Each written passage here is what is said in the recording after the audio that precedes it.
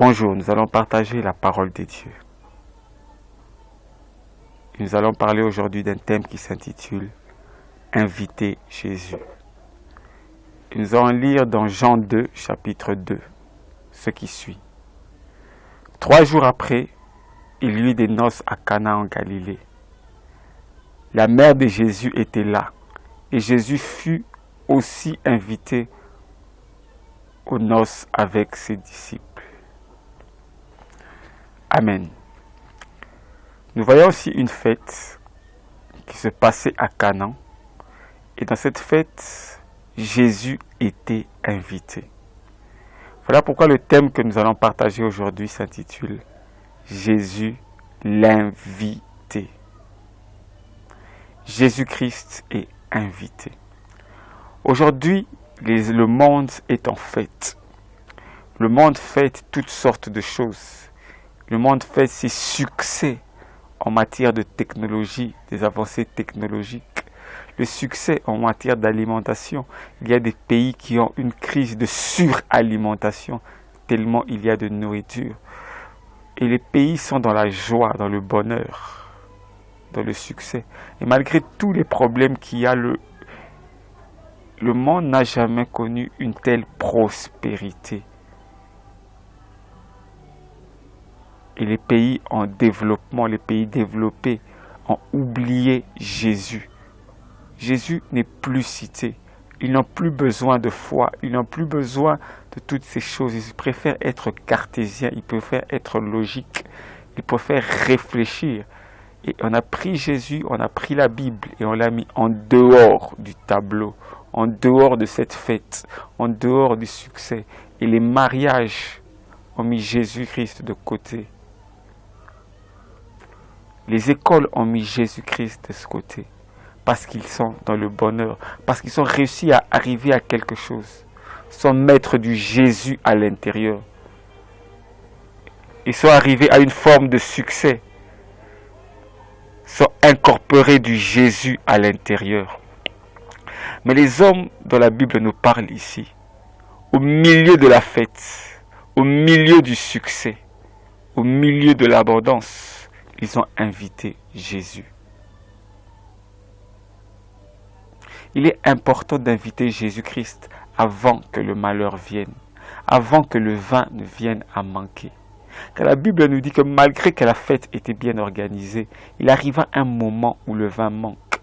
Il arrive toujours un moment de l'histoire de l'humanité où le vin manque, où les problèmes viennent, que ce soit dans le mariage, que ce soit dans les études, que ce soit dans l'histoire des nations, il y a toujours un apogée et un déclin. Et ces hommes avaient invité Jésus au moment de l'apogée, au moment du bonheur. Il est important que Jésus soit déjà dans la barque avant que la tempête ne puisse venir, pour qu'il y ait la possibilité de le réveiller au cas où il y a tempête. Car si Jésus n'est pas dans la barque, il n'y aura personne à réveiller au cas où la tempête vient. Et ces hommes au milieu de la fête et du bonheur ont invité Jésus. Aujourd'hui, surtout dans notre pays, nous remarquons que les moments de fête, nous remarquons qu'au moment de fête, c'est plutôt des chansons mondaines. Au moment de fête, on chante toutes sortes de chansons, mais les jours de deuil, on prend Jésus et on met des chansons chrétiennes. Au moment du deuil, on met la croix. Même dans la tombe des athées, il y a une croix pour montrer que Jésus-Christ est Seigneur. On prend des symboles religieux que l'on met parce que la personne est morte. On veut un prêtre, on veut un curé, on veut un pasteur pour faire la prière avant que le mort ne parte. Jésus est invité au moment du malheur et on a oublié le Jésus qui peut être aussi dans la fête. On invite Jésus quand le vin manque, mais on ne l'invite pas lorsque le bonheur est là. Et très souvent, celui qui vient n'est pas Jésus. Pourquoi ce n'est pas lui? Parce qu'il n'était pas dans la fête, parce qu'il n'était pas dans la barque. Invitons Jésus même quand nous avons la joie. Invitons Jésus lorsque nous avons la promotion. Invitons Jésus lorsque les choses vont très bien pour nous. Appelons Jésus. Invitons Jésus. Et l'avantage d'inviter Jésus, je l'ai déjà dit, c'est que quand la barque veut couler, il ne suffira que de les réveiller. Dans notre texte que nous avons lu, il arriva un moment où le vin avait manqué. Quand le vin avait manqué, ils sont venus et ils sont allés vers Jésus. Et là encore, il y a des enseignements. Tous ceux qui étaient dans la fête étaient troublés. Tous ceux qui étaient en train de danser, de chanter, étaient troublés parce que le vin manquait. Mais voici, une personne connaissait qui était Jésus. Et elle est allée vers Jésus. Cette personne, c'était Marie. Elle a dit à Jésus, Jésus, il manque du vin. Jésus lui a dit, qu'y a-t-il entre moi et toi? Mon heure n'est pas encore venue. Et cette femme a dit, faites ce qu'il vous dira. C'est pour dire qu'au milieu de tous ceux qui invitent Jésus, tu dois être la personne de ceux qui connaît qui est Jésus. Beaucoup de gens ont invité Jésus et ils sont tombés malades et ils ont oublié qu'il était Jéhovah Rapha. Beaucoup de gens ont invité Jésus. Au milieu du manque, ils ont oublié qu'il était Jéhovah Jireh. Beaucoup de gens ont invité Jésus, mais au milieu des batailles de la vie, ils ont oublié qu'il était Sabaoth. Beaucoup de gens ont invité Jésus, mais au milieu de la pression, ils ont oublié qu'il était Elohim, le Dieu Tout-Puissant. C'est une chose que d'inviter Jésus, mais il faut connaître qui est cette personne que tu as invitée. Ces gens avaient peut-être invité Jésus comme un simple voisin, comme une simple connaissance, comme un fils du charpentier. Comment as-tu invité Jésus? Tu me dis, oui, moi je suis chrétien, moi je vais à l'église chaque dimanche, mais quelle place occupe Jésus dans ta vie? Pour ces gens, ce n'était que le fils du charpentier, ce n'était que le fils de Marie, ce n'était qu'un voisin, ce n'était qu'une connaissance, et ce n'était pas le Fils de Dieu, celui qui était capable pour eux de changer l'aspect de cette fête, de changer le déroulement de la fête. Comment as-tu invité Jésus dans ta vie? Est-ce seulement une croix religieuse que tu fais, que tu portes, pour montrer ton appartenance à une religion?